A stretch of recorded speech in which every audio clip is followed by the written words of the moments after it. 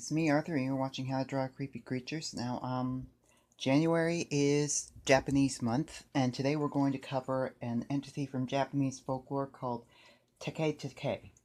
Now, for those of you who don't know what that is, which is fine, in Japanese folklore, Teke was a young schoolgirl who, according to legend, she fell on a set of train tracks and was cut in half. And so now her vengeful spirit comes back in the form of a girl's upper torso carrying a sharp object such as a machete or a scythe or a saw, and it crawls across the ground really fast, and the sound that its spinal cord makes when it drags on the concrete is the source of his name. It goes Teke.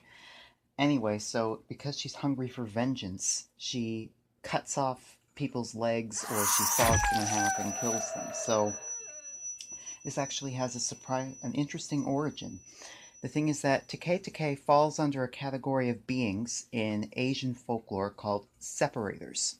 Now, separators have a very long history, but it basically comes down to a supernatural entity, almost always female, that has to cut itself in half or segment its body in order to hunt.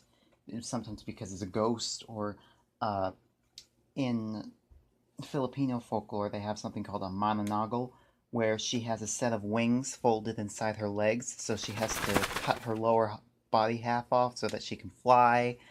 It's a very common idea the in in East Asia, particularly. In China, for instance, they have a creature called the Goblin Head, which is a type of vampire that cuts its own head off, and the head flies around drinking people's blood. In Papua New Guinea, they have the Peg Prowler, which is a creature that cuts its own head off and its entrails fly behind it so that it can use its entrails at like tentacles. So it's recommended that you throw a pineapple at it, and so that it will get tangled up. In once again in Filipino folklore, the aswang is said to sometimes cut its own head off and use its entrails as a weapon. So the idea of something that has to cut itself off or segment in particular, it's very common, which is why Teke is probably why it's such a popular myth in Japan, because it's something that's familiar. Okay, so without further ado, let's get into it.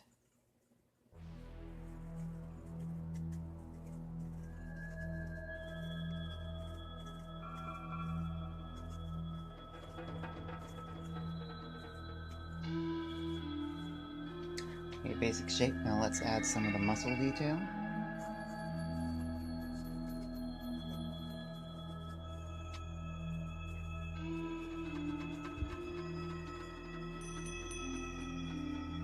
Okay.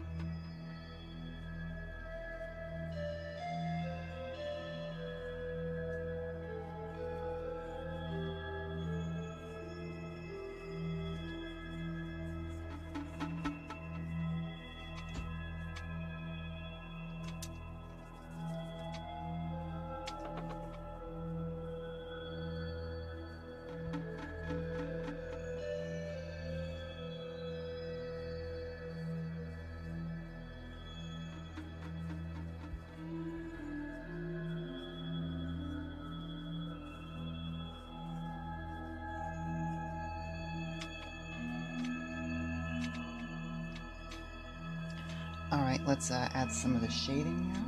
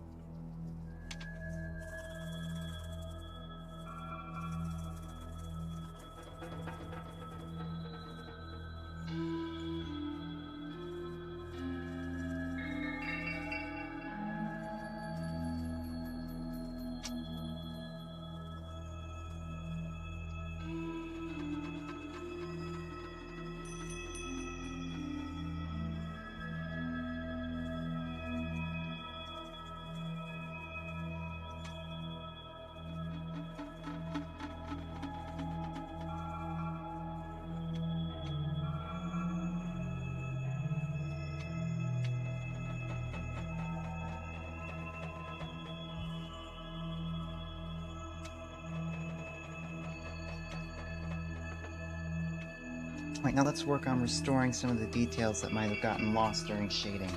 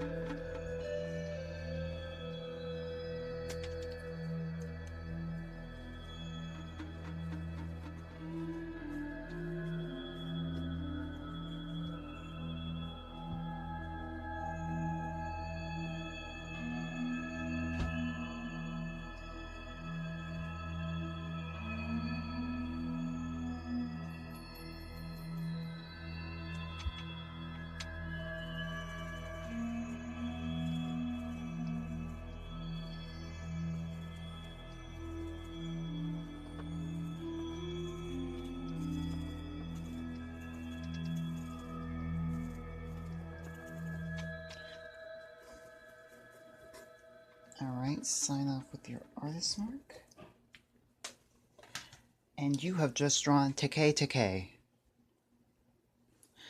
Alright, like, share, and subscribe, you guys. Remember that January is Japanese month. However, if any of you have any suggestions, Japanese or otherwise, simply leave it in the comments and I'll be sure to get back to you. I have a Patreon page, which you can find the link to in the description, and also my email address. And anybody who finished a lesson on the show and like to show off your artwork, you can just send it to me via my email. And as long as you give me your written permission, I'll show it off on the show with your name so everyone knows that you did it. Thanks so much for watching, you guys, and goodbye.